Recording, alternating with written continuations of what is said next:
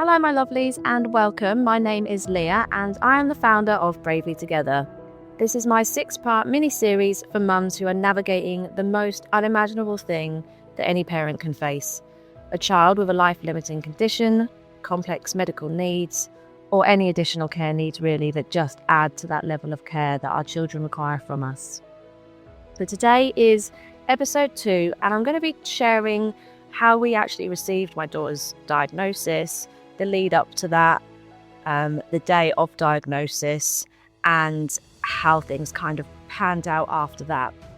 So, as you can imagine, this is quite an emotional episode for me to share. It's still difficult because it is, right? At the end of the day, we received an awful diagnosis that told us that we were going to lose our daughter. And not only that, I was pregnant with her twin brothers. And we'd already been told that they would have a 1 in 4 chance of having this same awful condition. So, let's take it back. Where do we begin? So I think I mentioned in the first episode that we first started to notice that my daughter Paige wasn't kind of holding on to things as well as she probably should be. She wasn't hitting those milestones on time. And when she wasn't particularly strong in those actions. But as I said, this wasn't of any concern to the health visitor when she came along and did her checkups. And so we just thought that she was just one of these children that was doing things in her own time and she'd do it when she was good and ready. And that absolutely was the kind of little girl that my daughter was. She was not doing anything for anybody else until she wanted to do it. And so we weren't really too concerned until we got to her 2nd birthday. And she still wasn't walking independently. She would walk holding our hands and holding onto her toy pushchair and those sort of things. But independently, she couldn't take more than a couple of steps. She would just fall to the ground. And it wasn't for trying. You could see that she was trying to take more steps, that she was really putting in the effort, but it just wasn't physically possible for her. So, of course, we decided to go to the doctors, who initially reassured us, said that some children are just slower at doing these kind of things. So even though the doctor at the GP had reassured us, he still agreed to refer us to the hospital just to get things like her hips checked out and that there wasn't something untoward going on there. And so this is really where it all began. We then went and saw a bone specialist who straight up was like, I can't see anything wrong here. She's good, she's strong, but I don't want to just dismiss everything you've told me. And so he referred us to, I believe it was the community team. And so, yeah, we went along to that next appointment and met a really lovely consultant who really took the time to sit and listen to everything that we had to say that we felt was of importance and didn't dismiss anything that we felt, was different in our daughter compared to friends of little ones. So the consultant that we met at that appointment was really lovely. She was very reassuring, listened to everything we had to say, and did explain that she felt something wasn't right here, that she agreed with us. We needed to investigate further. But she did make a point of saying that she didn't feel like this was a brain tumour. She didn't feel like this was some form of childhood cancer. And so, of course, we were relieved to hear that. And so, of course, we felt relief. We kind of took that as the worst that's going to happen here is we are going to be told something that will mean that our daughter will never be able to walk, that she would be wheelchair bound. And obviously at that point, that was heartbreaking enough in itself. It just meant a whole completely different kind of lifestyle for her and for us that we would then have to navigate. I remember clearly at the end of that appointment that we were kind of saying our thank yous and that we would speak to her again soon, and that in a couple of days we were actually off to the hospital because I was having a 12-week scan because I was pregnant. And now I can say I saw something in her face that just was not good. I saw a look of sheer panic because I believe that even at that early stage, she knew, she had a really good idea of what we were going to be facing. And of course, what we were facing was a genetic condition, meaning that this pregnancy was now a risk. So things started to move really quickly at that point. I think the fact that I was pregnant really sped things up because there was then a risk to the unborn children. And so, as I think I mentioned in my previous episode, a couple of days later, we did then attend our 12-week scan. And I really hadn't thought too much about it. I felt as well as I did in my first pregnancy. And I just wanted to kind of get the appointment out of the way, just know everything was good and we could concentrate on what was going on with our daughter. I had not prepared myself for what came next. So as we attended this appointment and I was laid there having my tummy scanned, really trying to embrace being at a positive appointment. This was something good for us, something to really look forward to. And yeah, the lady said to me, "So, would you like a surprise?" And instantly I had this nervous giggle and I was just like, no, really, we don't need any more surprises in our life right now. And she said, well, you have one healthy baby and you also have another healthy baby. You are pregnant with twins. And it was just such a confusing wave of emotions. Like, how incredible. Pregnant with twins. What are the chances? I mean, I don't know the statistics on that kind of thing of falling pregnant naturally with twins, but it was not something that we were expecting.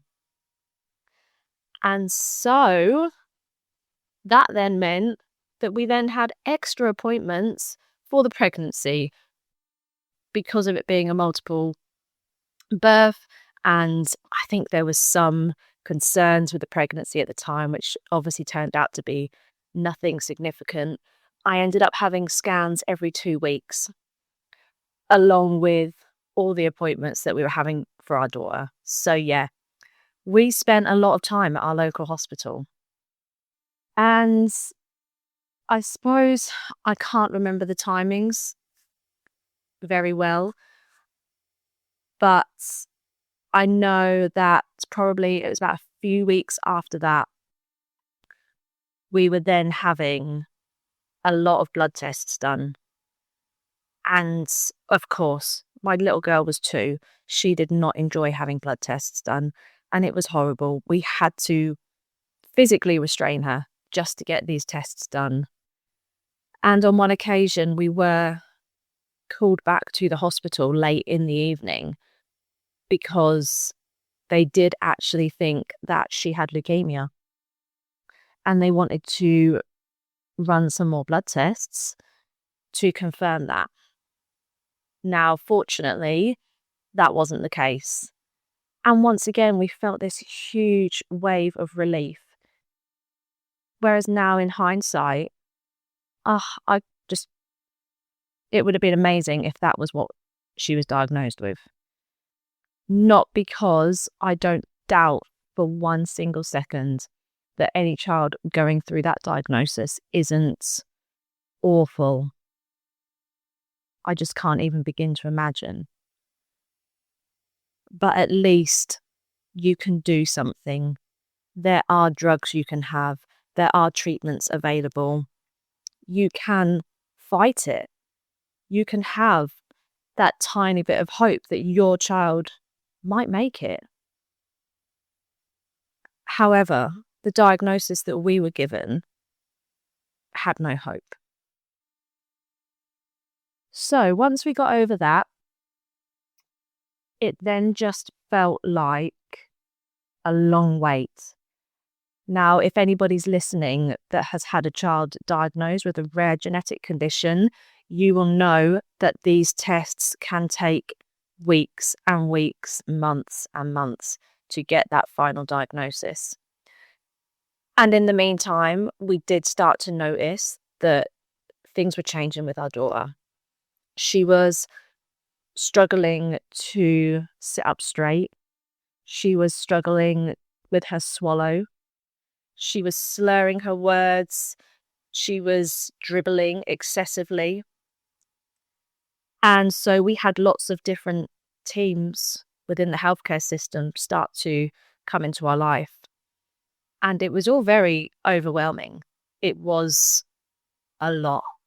I would joke that I needed a PA just to answer my phone and to make appointments because it was just relentless. My phone was always ringing. There was always somebody trying to make an appointment. And our days were just filled with either healthcare professionals visiting our home or us making another trip to the hospital. And I suppose we were kind of spoon-fed, preparing us for this diagnosis. I'm not sure if that's because I was pregnant and they didn't want to put me under unnecessary stress until they were 100% sure of what we were dealing with. But we were kind of told really small things in really no big deal way. So, for example, we had the occupational therapist and physio visit us at home, and I remember them talking about a wheelchair. And I said, "Oh, so do you think she's going to need a wheelchair at some point?" And they just, again, it was just that look on their face of, "Oh God, she has no idea." And I didn't. I had no idea of what was coming. They did. But because we didn't have that formal diagnosis, no one could tell me. And so they were very diplomatic. They just said, "Yeah, we really think that she's definitely going to need a wheelchair at some point, even if it's not for all the time." Gradually, over time, we then had more and more disability aids, I suppose, come into our home. We received a medical pushchair and different seating apparatus, shall we say, to help support her in being able to sit up. We had speech and language get involved to monitor a safe swallow for her, which became obvious that that was something that she was struggling with. And so the biggest turning point for us was when they told us that she would need to have a peg fitted in order for us to start to administer some medications. And eventually that would be how we would feed her because her swallow had deteriorated that much that she wasn't able to consume enough calories to maintain a healthy weight. And all of this was happening while we still had no diagnosis. We still had no idea of what the final outcome was going to be. And I truly had convinced myself that it wasn't that bad because it wasn't cancer. It wasn't a brain tumor. We weren't dealing with the big scary things that we hear about all the time that these poor children have to go through. And so when it came to the time that they finally had the diagnosis for us, and they asked us to come into the hospital without our daughter this time so that we could just talk. And I remember saying to my mum, it's fine, me and my husband will just go find out what this is, and then we'll come back and let everybody know. And my mum had been pretty savvy on the old Google and had miraculously worked out what she thought this diagnosis was going to be. Of course, she hadn't told us that at this point because she didn't know. This was just her hypothesis of what she thought was going to be the diagnosis with all the symptoms and tests that had been run. So she was adamant that she was coming to this appointment, and whether that meant she sat out in the waiting room for us, she was happy to do that, but she wanted to be there. And yeah,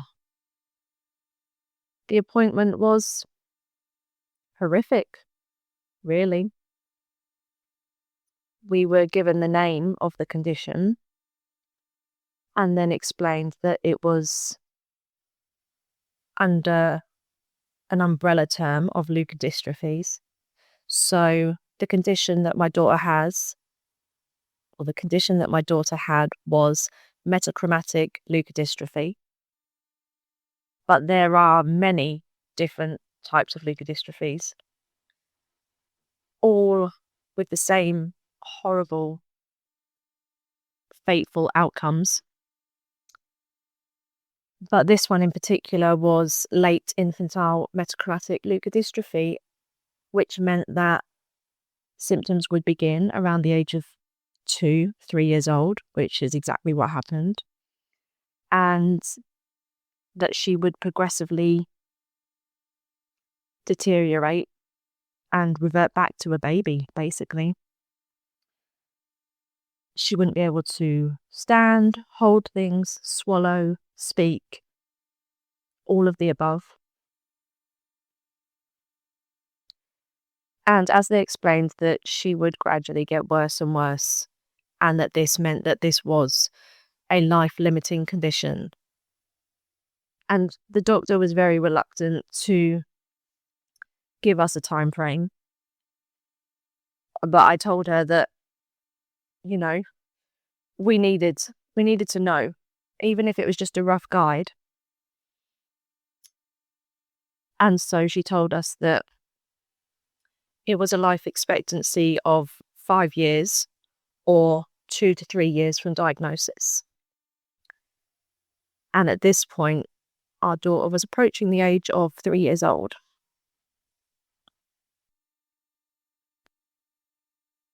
And life changed in that instant forever. And it didn't take long for the realization to click that I was sitting there pregnant with twins who could also have this awful, awful condition. And so we came out of that appointment very grateful that my mum had insisted that she came along,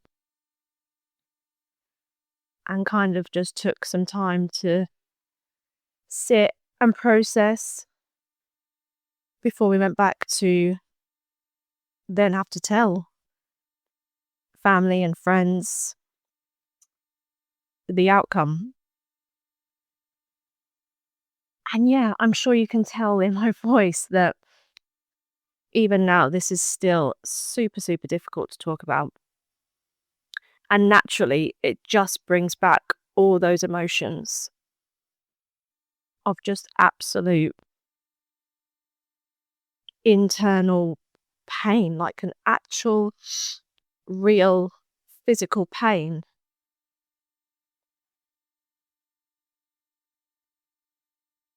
And once we'd received that diagnosis, it was then a question of the pregnancy. What were we going to do about it? Was I going to be tested? were the twins going to be tested whilst I was still pregnant? If we were told that they too then had the condition, I was eligible to terminate that pregnancy even at such a late date, which was never a question in my mind, regardless of whether they had this condition or not. I was over 6 months pregnant. I was never going to terminate that pregnancy. And so because I'd made that decision quite instantly, we made the decision not to test them until they were born. And I think we just kind of went off the premise of we can't possibly be that unlucky. Like, the twins will be fine. The twins are going to come along and just lighten everything for us all. Like, of course, we'd be kept very busy with 2 babies, but the joy of newborns would really help us get through these next difficult months, years. And yeah, life continued, I suppose, as it does. You know, you think that when your child is diagnosed with a life-limiting condition or your child passes, that somehow the world's going to stop and everybody's going to stop with you. But it doesn't. The world continues to carry on as if this tragic thing hadn't just happened. Because to everybody else, it hasn't. They are just getting on with their day-to-day lives. And so I suppose we got on with our day-to-day lives. It looked very different to how it did before. But this was our new normal. Soon, my daughter had a peg fitted. She went into hospital, had to go under general anaesthetic to have this surgery done. And I truly believe that changed something in her. After that general anaesthetic, she deteriorated a lot. And it was her 3rd birthday when we brought her home from that surgery. And we brought her home to a hospital bed in our lounge and a hoist system for her, which isn't the kind of birthday present that you plan to give your 3-year-old. And so the boys were born. It was not a straightforward labour, as I'm sure you can imagine with twins. They ended up being a emergency C-section. And we did just take the first 3-4 weeks to just enjoy them, to just be blissfully ignorant as to whether or not life was going to hit us with another curveball. And just to, embrace those newborn stages with obviously still caring for our daughter who was deteriorating before our eyes. And we did have to attend an appointment at Great Ormond Street for our daughter, Paige. And whilst we were there, they offered to do the blood tests required to check if the boys too had this condition. And so it was quite a spontaneous, okay, we're here, let's just get this done. And so they did the bloods and we decided to book a holiday. Just wanted to get away, escape from it all, really. And the holiday didn't particularly go to plan. We didn't go abroad, of course, because our daughter just wasn't well enough to travel at that time. But we ended up having to call an ambulance out for our daughter at one point, being in a hospital that didn't know us. And again, if you have a child with a rare condition and you have to go to a hospital that isn't the usual hospital you attend, you see that look of panic on the doctor's face when you tell them the condition of your child, and you know they've never heard of it before. You know they're thinking, shit, what am I supposed to do here? And 9 times out of 10, you as the parent, you as mum are the one that will probably be telling them what your child needs, what drugs they need, what tests they might need to run. And We just wanted to get out of there. We got the drugs that we needed. My daughter perked up, and I just wanted to get back home so that should she need to go back to hospital, we could go back to the hospital where she was known. So the holiday was a bit of a disaster. We had maybe 1 or 2 good days, and then we ended up coming home a day early. And after returning from that holiday, we then went into hospital with our daughter because she still wasn't right, so she was admitted. And whilst there, the same consultant came and asked to speak to me and my husband because they had the results for the twins.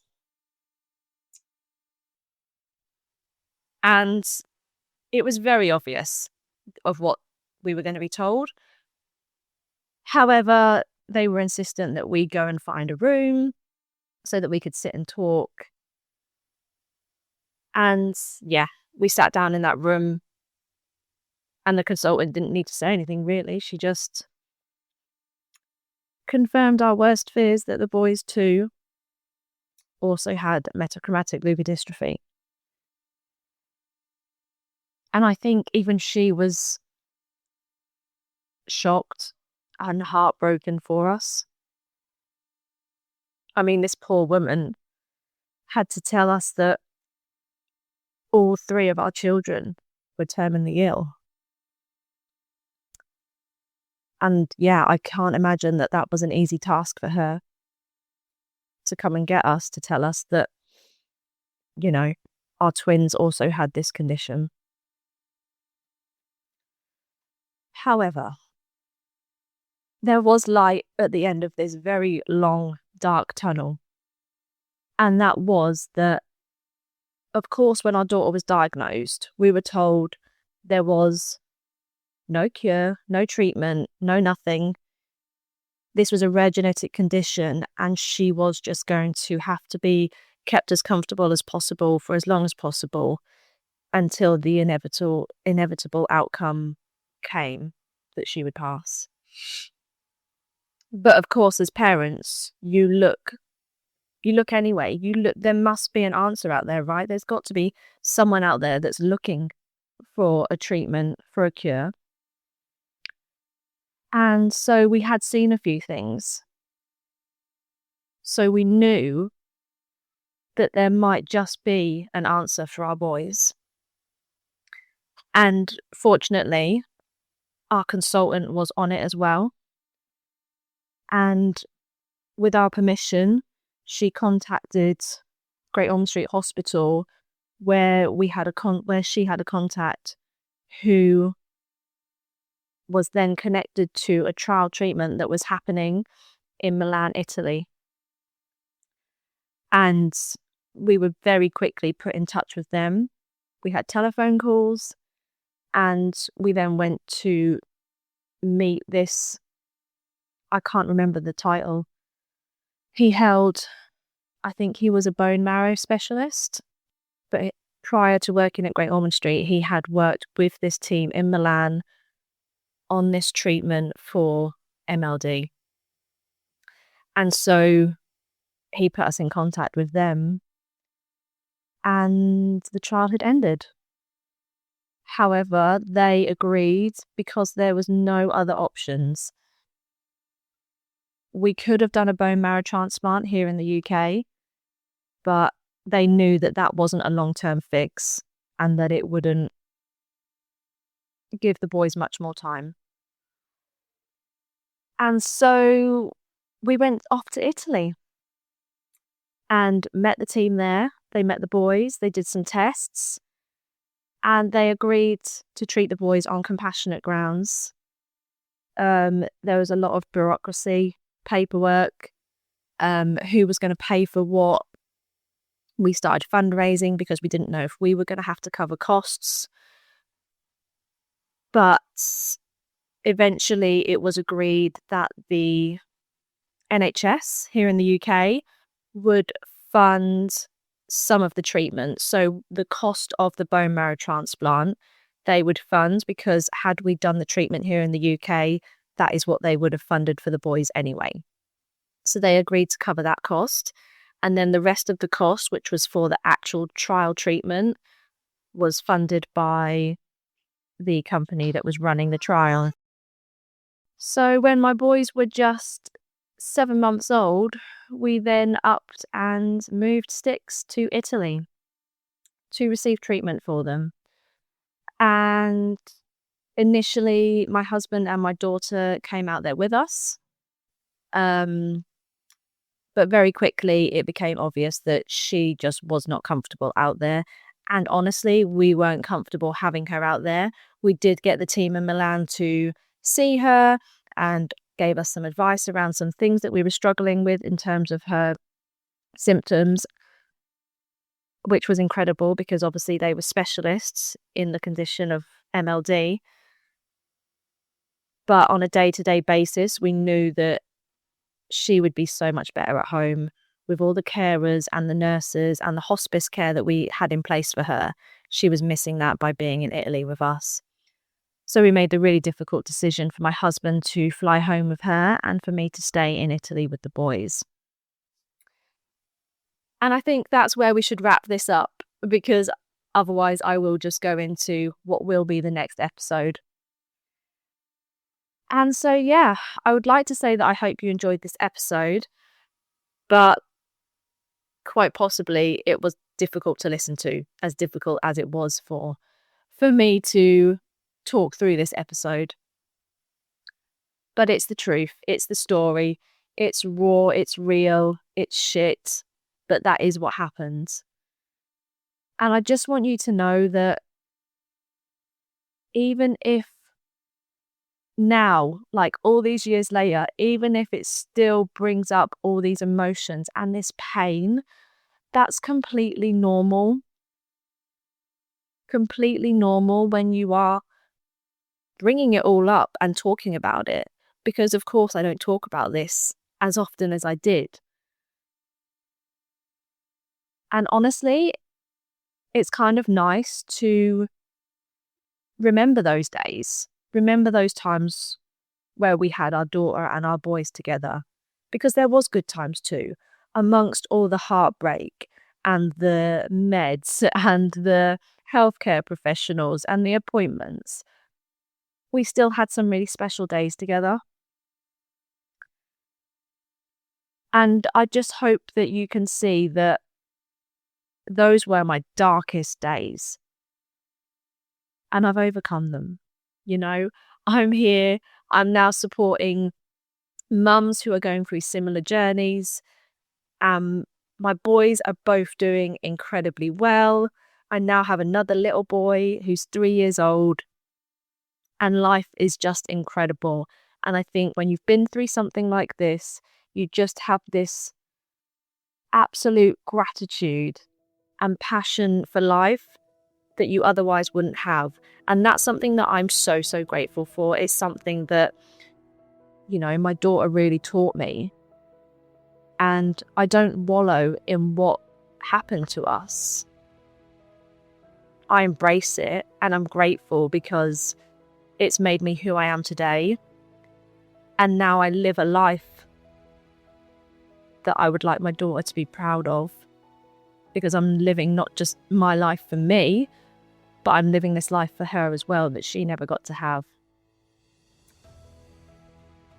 So yeah, let's end this episode here.